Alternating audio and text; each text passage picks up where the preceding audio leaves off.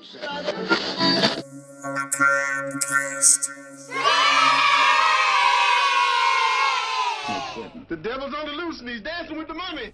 Doc Mark and Chorus, the Little Mummy, here to bring you another episode of Macabre Cast, where we'll be dropping R's where they belong and adding them where they don't.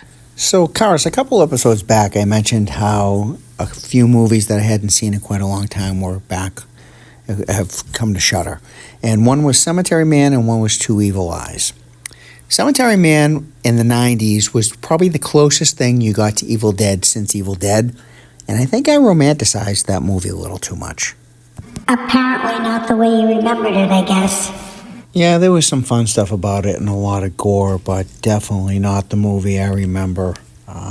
I guess I'm just seeing it through different eyes. I was very young then. And Two Evil Eyes, the Romero and Argento team-up, the first team-up, I think, since Dawn of the Dead, was decent. The Edgar Allan Poe stories. Romero's story was definitely the better story. Argento did the Black Cat, and even though it's not a real cat being tortured, if that's not your thing, you might want to stay away from that story. Yes, George Romero did The Facts in the Case of Mr. Valdemar, and that had Adrienne Barbeau in it. Definitely was the better story. It's the first story. The Black Cat was a little convoluted and confusing at times. I mean, it was a decent enough story, but had a really strange ending that even strange for Argento. And speaking of George Romero, they're releasing Martin to 4K on Blu-ray, which I know Grim Kim I don't think is a fan of that, but that's a guilty pleasure of mine. That's an early Romero film based on a guy that either thinks he is a vampire or he is a vampire. A little slow-spaced and dated in some ways, but I really enjoy that movie. Not a Grim Kim favorite, I don't think, though. And I'm pretty sure I mentioned this sometime back. Jordan Peele, famous for movies like Get Out, Nope, Us, generally makes these all-black cast horror films that deal with popular cultural and social issues, is talking about or is remaking People Under the Stairs by Wes Craven, which I do like that movie, although I wish it was a darker film. I think there was a little too much tongue-in-cheek going on in that film. I think if they had gone a little darker, that would have been a much, much better film. And over the past week, Scary Larry had sent me a trailer for a movie called Imaginary. This is about an evil teddy bear. And it did have some spooky moments in it. But I have to tell you, and I kidded with him, I couldn't help but seeing, the movie Ted. And then I started thinking the evil Ted. And then I was thinking we should be bringing Sam Raimi into this and Bruce Campbell.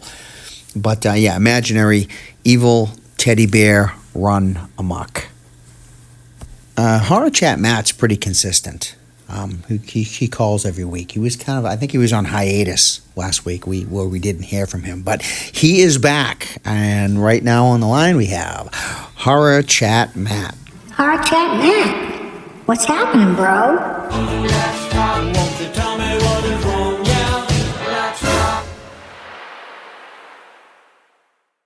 Hey, Doc Mark and Karis, Horror Chat Matt here.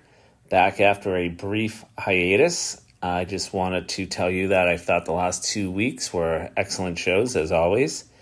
And I have to say, I think Freshman Dark Mark's cartoon that he made in his desk would probably make a better movie than what they actually put on film for the movie No Way Up. Dark Mark, you mentioned a movie that's ending stressed you out with Speak No Evil. I actually went beyond stress, and I was furious with the ending of that movie, with the choices that the characters made. I don't want to give any spoilers since it's a relatively still a new movie, but man, oh man, those people really made me mad with the way they decided to handle that situation, which I also believe was the whole point of the movie, but still, it really made me kick some rocks. Grim Kim, you mentioned The Descent, and that is a movie that stresses me out from start to finish, even before it takes a turn into the horror universe with just them crawling around going through those dark, tight tunnels and going underwater and everything else. I was having a hard time breathing just watching that. And then when the creatures show up, it ratchets it up to another level. And that is a fantastic movie. And I also enjoy the sequel. I'd love to see them make another one someday. Hopefully, fingers crossed. And I have to apologize to Scary Larry. I'm going to side with Brittany on her review of Lisa Frankenstein. I really did not enjoy it. I did take a couple of things away from it. I thought it had great sets and the color scheme was fun. It's nice to have a bright horror movie that takes place during the day. The characters were likable enough, especially the two main girls, Lisa and her stepsister. And other than that, I just really didn't care for it. Even with the 80s setting, it just seemed to go on and on for a 90-minute movie. Yeah, that's about all I got to say about that one. I had mentioned a couple episodes ago about Universal Studios' new park, Epic Universe, which would have a Universal Monsters section. And my wife actually had a fantastic idea. And I'm curious to see if you would agree with me, Dark Mark. Disney does this a terrific job with this, with hidden Easter eggs in certain rides that go back to their history. For a quick example, at the Haunted Mansion, they have, when you leave, there's a little pet cemetery there. And they actually have a gravestone for, I forget his name now, but there's a frog. And it's from the same movie with Sleepy Hollow. Mr. Toad. There it is. It's not even a frog. It's a toad. And they have a little gravestone that's there to represent the old ride, Mr. Toad's Wild Adventures. And my wife suggested that in the new Dark Universe section of the Universal Park, that at some point they should pay homage to the Jaws ride and have Jaws pop out at the end. I'm going to go on board and say technically I think Jaws could be considered a Universal Monsters movie. I even know it was well after the last movies were done. But what do you think, Dark Mark? Would you like to see a little nod to the original Jaws ride? There are some in the regular Universal Studios park right now, but I just would like to see it tie in with the monsters. Anyways, keep up the great work, Dark Mark, and I can't wait for next week's episode. Thank you, Matt. You're such a great addition to Macabre Cast. I appreciate the call. Speak no evil. Let's start with that. I absolutely agree with you, Matt. It's very frustrating, and it's upsetting to see the way that they handled things. But what I thought they pulled off fantastically with that movie was the awkwardness, the times in life. Perfect example, when someone else is reprimanding their own kids and you may agree or disagree with how they're doing it, and you're in this weird position like you're almost watching a television and you don't really know what to do, and sometimes by doing nothing it's far too late. There was so many situations like that set up in that movie that created such awkwardness. It was rattling my nerves. That's the stuff I thought they executed perfectly. Not that I would act the same way, but they did it perfectly. You know how much I love and adore the classic monsters. And I know that Jaws is part of Universal. And I've kind of always considered him a classic monster myself, even though he comes in 1975. This causes great debate out there in the monster world. People don't like to associate the Shark and Jaws with the Universal Classic Monsters, even though they're all kind of part of the same family, but they just don't consider him classic. And if you really want to get people mad, Halloween 2 was a Universal film also, and you could lump Michael Myers in there with them. And, just saying this out loud will probably create angry phone calls. But yes, Matt, I think the nod to Jaws at the Universal Park would be really cool. I wish, as opposed to just tearing down the whole Jaws ride, they had built a better one. Is this something you could share with the rest of us, Amazing Larry? Greetings, Dark Mark and Karis the Little Mummy. Scary Larry checking in. Yesterday, I was out running errands when my phone alerted me that Five Nights at Freddy's is now streaming free on Prime Video. And I thought, it's on like Donkey Kong. First, This is another good example of a blind watch. As I've never played the video game, and I am not familiar with all the backstory, so I could go into this with no prejudgments. Clocked in at an hour and 49 minutes, this movie really doesn't kick in until about the 40-minute mark as they're trying to explain the backstory. Meet Mike, a 20-something guy who is caring for his little sister and fighting for custody against his maniacal aunt. He struggles to pay his bills because he can't hold on to a job. We soon learn that he's haunted by a tragic childhood that leaves him struggling to solve the mysteries behind it. Now, after mistaking a father for attempting to kidnap his own child from a mall where he is a security guard, he is now in desperate straits as he lost his job. His career advisor gives him the opportunity to be an overnight guard for Freddy Fazbear's Pizza, an abandoned fun zone type pizzeria along the lines of Chuck E. Cheese. But the animatronic characters can actually walk around on their own. He learns after his first night of security from local policewoman Vanessa that several children disappeared from the pizza place in the 80s, never to be seen or heard from again. It's a race against time for Mike to piece together what is buried in his mind, how his own childhood tragedy is connected to these missing kids, and the dark secrets behind Freddy's. A good overall movie with strong support of veteran actors Matthew Lillard and Mary Stuart Masterson. I do recommend watching it, especially if you're unfamiliar with the video game it's tied to. Now, I give this movie 3 out of 5 stars. It would have scored higher, in my opinion, if I had gone to the theater when this first came out and saw it before I watched Nicolas Cage in Willy's Wonderland. That hilarious movie did taint my opinion of Freddy's, as it has some similarities. Have a good day.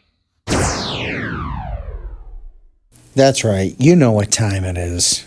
It's time for Deep Death Dive. Deep Death Dive. Now, today's Deep Death Dive is about the 1992 made-for-TV movie Ghost Watch from the BBC. Now, before we get going on any of that, I want to share this with you. On October 30th in 1938, Orson Welles released his broadcast of the radio drama War of the Worlds. Somewhere within the first 10 minutes, even though they had announced over and over again this was a radio drama, but somewhere within the story, within the first 10 minutes, was like a newscast about aliens landing. Now, the way that at the moment this show began, other shows were ending, so people were just kind of tuning in late and just catching the radio broadcast part of it. And because these were different times and people felt they could trust their news broadcasters, it threw half the country that tuned into the show late into panic and really believed that we were actually being invaded by little green men. Now, this was something that, for one reason or another, you could never pull off again, especially in a world that doesn't trust its government.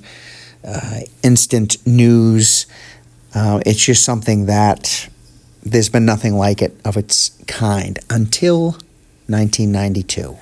The internet wasn't a thing. People didn't have their nose in their phone 24/7. They weren't getting instant news in 1992. And the BBC, even though they promoted this as a drama, again, it was set up like a documentary with some pretty authentic people doing the documentary, faces they had seen before, investigating a possible haunting in this house. It was very genius how they did this.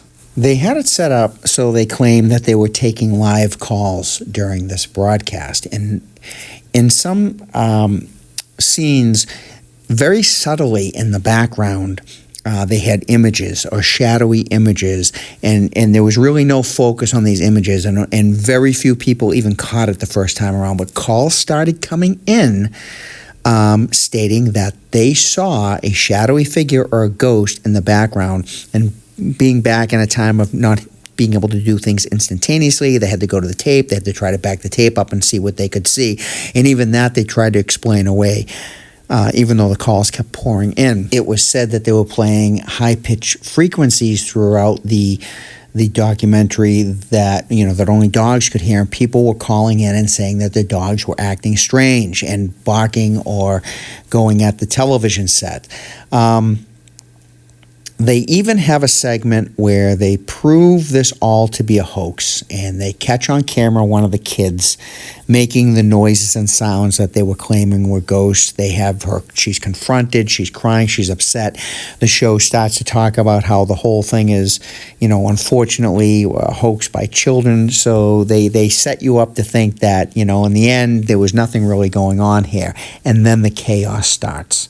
I compare this to the War of the Worlds broadcast, not that it's on the same scale, but it was probably that last little brief moment in time where something like this could actually be pulled off, where people could actually be duped. We were only, mere years away from the internet that we know now. So it was just the perfect storm. The way that this was set up. This is on Shudder. It has been unavailable forever. Usually only parts of this mock documentary were shown on YouTube, but now it's in its full on Shudder. And not that it's a great watch, but knowing what you know about the background makes it a lot of fun.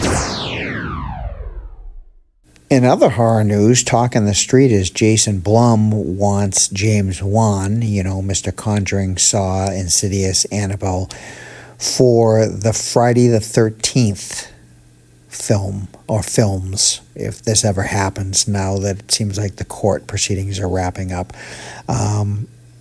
I, for one, like what Blumhouse did with the Halloween, so I wouldn't mind them taking over Friday the 13th, and I don't think you can go wrong with James Whale. Sounds like a great plan. And don't let the ghosts and the ghouls disturb you, darling. Darling, the only ghoul in the house is you. I'm sure this was much more impactful if you lived in England in 1992 and tuned into this show and thought it was real. Yes, my point exactly, but it's still a fun watch. Vomit, the soundtrack. Yeah, you guessed it. It's time for Horrible Mention. This week's Horrible Mention is Night of the Living Dead's 30th Anniversary Edition that came out in 1999. Now, a few members of the original creative team behind Night of the Living Dead got together, including John Russo, excluding George Romero. They get together so that they could re-edit this black and white classic. Now, when I say re-edit, I mean they removed 15 minutes from the original and replaced it with 15 minutes of newly shot footage. The new footage was written and directed by John A. Russo, one of the original writers of Night of the Living Dead.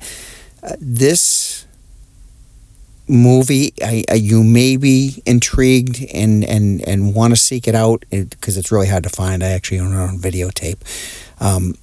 It's absolute rubbish. Did we really need to know things like the first corpse that walks through the graveyard that comes after Barbara? Do we need to know that person in life was a child molester? No, I don't think we do. Who cares? How does that enhance the story? And then Russo changes the last scene in the film to a priest explaining that the dead are demons, and that's why they returned? I don't think so, Russo. Please avoid this at all costs. If you've got a craving for Night of the Living Dead, just watch the original film. This is just awful, And that's why this week, horrible mention goes to Night of the Living Dead, 30th Anniversary Edition from 1999. Ew. Seriously? That is so gross. Horrible mention. Until next time, stay on the road, keep clear of the moors, and beware the moon. But most of all, be good to yourself. This is Doc Mark, signing off. See you soon. This is a Macabre Theater production.